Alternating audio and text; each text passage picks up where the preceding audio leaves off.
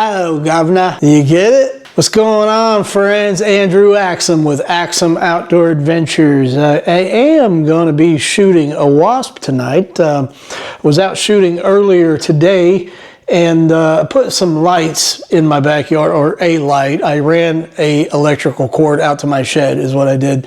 But hopefully Ruby won't dig it up this time. My golden retriever already dug my old one up and chewed it in half. So anyway, I was able to get out and shoot a little bit the other night. And today as I was shooting, I remembered, partly because I had this hat on, because it's getting a little chilly here in southern Indiana, that I had purchased some glow-in-the-dark Enzo clips. And I thought, oh, it'd be a great night to get out there and test those out.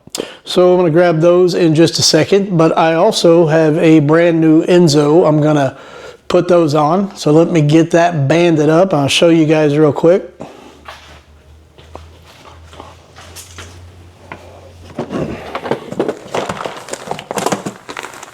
Aha! I knew I had it around here somewhere. So this is the beautiful Enzo Pro that I bought a few months ago. Took it to Hocking Hills with me, but did not end up shooting it at all there. So I'm going to throw some bands on here, and I think I am going to put a little bit of wrap on this to keep my hand from slipping on it. And so in the spirit of Halloween, I'll go ahead and throw some black on that orange. Speaking of Halloween, I wanted to show you guys this real quick. You may have seen a picture I posted on Facebook of it. I posted it last year as well. This was from my buddy Dave Longworth over at Liberty Slings. I'll turn it around. You can see the Liberty logo there, but this is a beautiful tube shooter Nova in 90 that I got from him. I think I got this last year at Hocking Hills, so 2024. Got it banded up, or tubed up, I should say, right now. Been playing around with it a little bit, but tonight I'm going to put some bands on this and put some of these glow-in-the-dark castle clips on there, and we'll head out back and see how they look in the dark. Oh, also, I got this a while back, and I just opened it today. It is a goatskin frameless glove from, hang on. It is a goatskin frameless glove from Precise, and I ordered this not really to shoot frameless, but really, I may give it a try with it, but really more just for band slap, and not doing that again because I've done that so many times. I will show you this though. I bought a large. Large is a little bit snug on me in like rubber gloves. When you go to grab a size out of a box, large is what I usually grab, but on this it's a little bit snug. But I'm okay with that because it is snug and I want it to be somewhat snug. So one thing I did though is I took a knife and through the thumb part here, I just made incisions in between the little protective pads there, because those were all one piece and it was a little uncomfortable. And since I'm going to be using it to shoot frames, I wanted to be able to bend my thumb a little easier. So I did that and it made it a lot more comfortable for me. Also, this little nub that's on here, I don't know if that's going to interfere with me holding a frame or not. I guess I could hold a frame and see. No, it doesn't seem to. I guess if nah, it seems okay. So I'll leave that on there at least for tonight. But I thought going out and shooting in the dark on a brand new frame, really hope I don't hit it. But this way I can keep my hand up there on it as close as I can and not do what I did last time. So we'll see. All right, I'll get this bad boy banded up and meet you all out back in the dark. Ooh. Hey guys, it's me again. I know I said I'd meet you in the backyard, but I don't know how good the light will be out there. So I wanted to show you this with the wrap on there. I think it turned out rather nice. I don't know if that light's too bright. Use the 2-inch wrap for the handles and or the handle, and then just the 1-inch for up here. So got a nice little Halloween theme going on there. Anyway, enough yapping. Let's head out back and do some shooting. I am out in my backyard now. Did put my camera on the low light setting, so hopefully that's helping a little bit. I did put a light back here like I mentioned, so I'm gonna go turn that on, just let you see what a difference it makes back here. Now the porch light may come on when I move, but that's not the one that I added, because that one goes on and off and doesn't help much. See what I mean?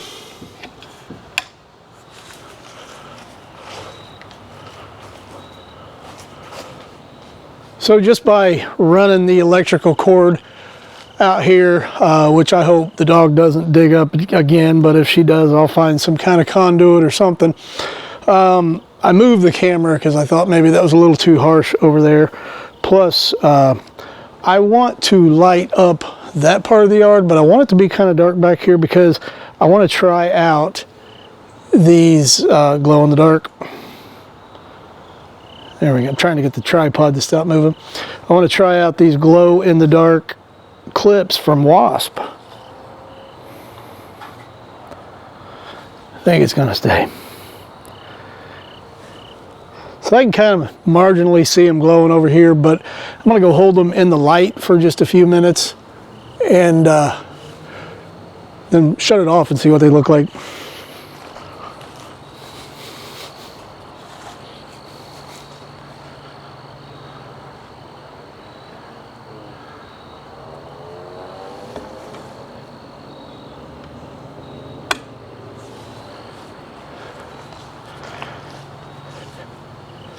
All right, this is pretty cool. Check this out.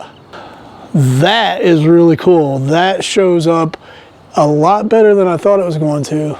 It looks really neat on the camera too. Oh, it's not actually just the camera. It's that orange showing up. It looked like it was giving it some kind of weird effect. But anyway, very cool. I'm going to turn the light back on and I'm going to point it towards my target area. I'm going to put a new piece of cardboard up with some splatter targets, or a splatter target. First, let me turn the light on. I realize I'm standing here talking in the dark for no reason. I guess I could have pointed it the other direction too, but anyway, I am going to go ahead. I'm going to open up my gate, first of all, because I got that closed, and put a splatter target up and break the chronograph out, because that's always fun to use in the dark. Trying out some bands that are just a little bit longer, and I want to see what kind of speeds I'm getting with them.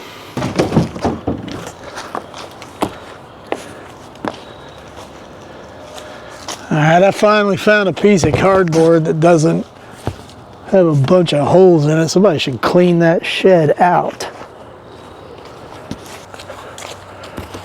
See what I mean? That light's not real helpful. Okay, got a new target on there. I'm going to get it up here. I'll just show you guys this real quick on the chronograph. It's kind of a public service because it took me a while to figure this out. I had to watch it on somebody else's video, and that's how to switch from meters per second to feet per second. It's pretty easy really once somebody explains it to you. What you do is you flip the chronograph on, and as I flip it on, you'll notice the light bars start through a cycle of counting, and before it gets, and it goes pretty quick, before it gets to 0, because it goes from 1 through 9 and then 0, you have to press this button down here. There's only one button on the front, and hold it, and I'll just show you now. But you have to do it quick, because as it starts counting, you have to push and hold, and I usually get it there right about 6. Now when I let go, it's in meters per second. I don't know why it says in. Push it again. Oh, yep, they're feet per second, and now hold it. I thought I waited too long. And when it starts counting again, you're in feet per second now.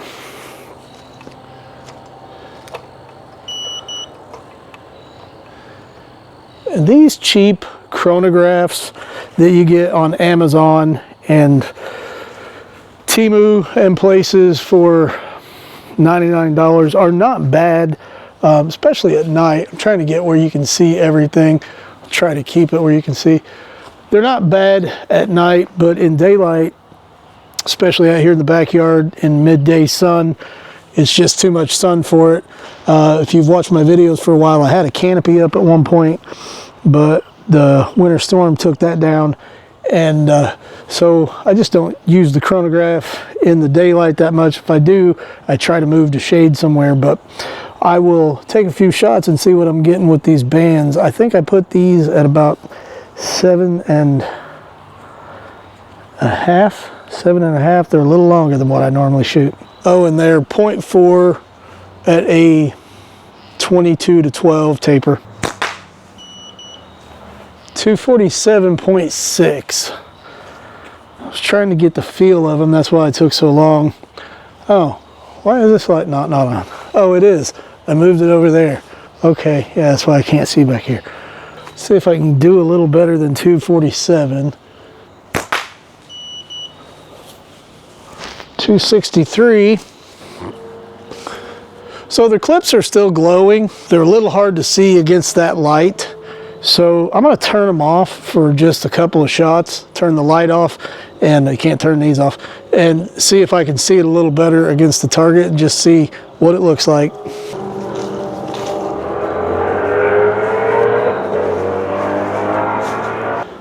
Sound like MotoGP or something. Okay, here's my third shot. There we go, the light's out. Yeah, I can see them. Let me get the shot off. Can't see the target. 247.6 again. Let me turn that light back on. These bands are just a smidge too long for me. So I'm gonna go take about a quarter of an inch off of them and just see how they feel. I haven't hit the target once. Of course, that last time I may as well have been Ray Charles shooting at it. No offense against Ray Charles. He crashed his plane right over at the airport here near my house back in the 80s. Supposedly he didn't. Supposedly there was a pilot, but that's a true story. You can Google it. All right, I got about a quarter of an inch taken off of the band. Let me go ahead and get goated back up. Take a few more shots. Oh man. It is hard to put this lanyard over my goatskin glove as tight as I tied it. I hope that low light mode I have this camera on is doing a decent job. I've only played with it a couple of times, but never with a light out in front of me like that. So if you guys cannot see me, I apologize. I really am over here shooting a slingshot. Look at that. Look at that. It was over there in the light for a while, so it lit back up. All right, see what kind of speeds we get. I'm feeling optimistic. I'm gonna say 273. Of course, it helps if I can get the bands right side out. You know, when you've got this up in front of the target, you can see the glow somewhat, but you can still see the silhouette. If you have the target lit up, you can still see the silhouette of that castle clip. That really helps. I've always been a big fan of the Wasp castle clips. I just didn't know they made them in glow in the dark until recently. Okay, what I say, 273. Thought I saw a lightning bug for a minute. It was just one of my little green things. I thought, man, he's a hardy little fella. 273. Here we go. Oh, did my band slip or break? I think it just slipped. Let me go back in the light. Right now, while everybody is on pins and needles waiting to see if I get to 273, kind of like, speaking of, I watched a video of Kings Island, Evel Knievel's jump over 18 Greyhound buses the other night. And he was an idol of mine when I was a kid. Just pins and needles is what made me think of that. I was on pins and needles. But while you're all waiting on pins and needles to see if I make 273, now would be a good time to mention, go down and hit like and subscribe so we can hang out like this all the time.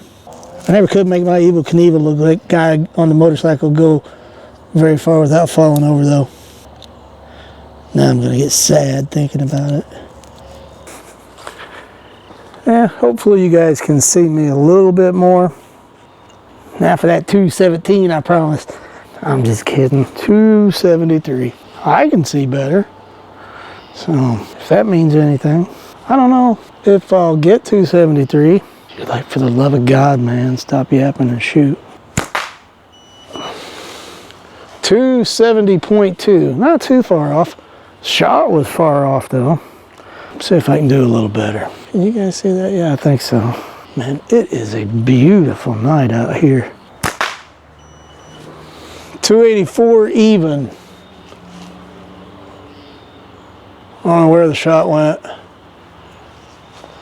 I was trying real hard to hit the target. Speaking of targets, I don't know if you guys can see, but underneath there, I bought one of the auto resetting targets from Simple Shot this week. I don't like it on the ground like that, but that's not where I'm going to leave it. But I like it. I like the target itself. I think, well, I won't tell you guys what I'm going to do with it. I'll show you in a video. So like and subscribe. 279.7. 294.2. Well, now I gotta see if I can get over 3. These are 8mm, by the way, if I didn't mention. 286.3. I held it too long. I was trying to look at the target. I'm gonna stop worrying about aiming and just shoot. What? Went so fast I broke the damn thing.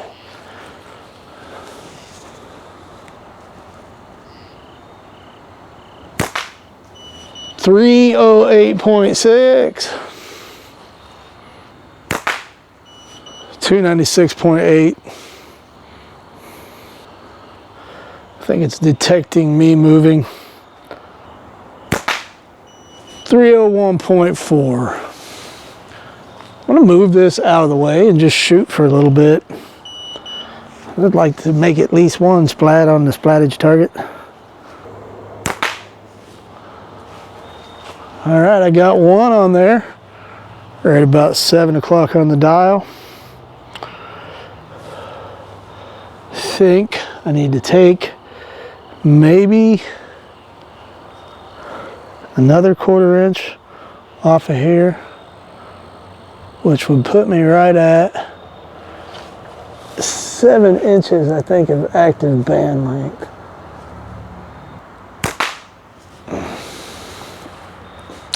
That one missed it. It went right about 4 o'clock outside of the dial, if you will.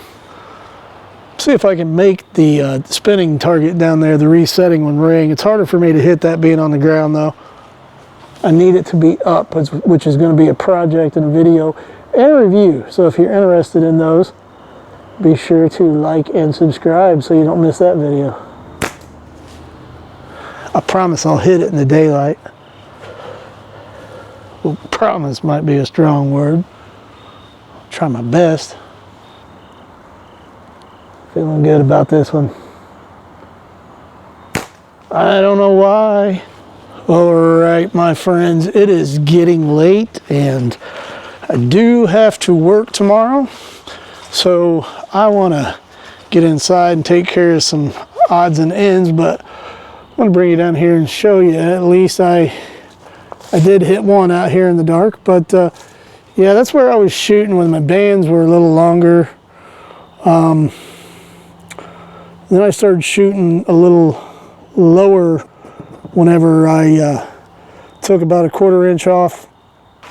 I don't know. I will explore a little more in the daytime. I hope you guys have enjoyed my little experiment session out here again. These little cheap chronographs that I mentioned, they're not bad little things. If you've been thinking about getting one, my recommendation would be, specifically if you want it for shooting slingshots, these are fine.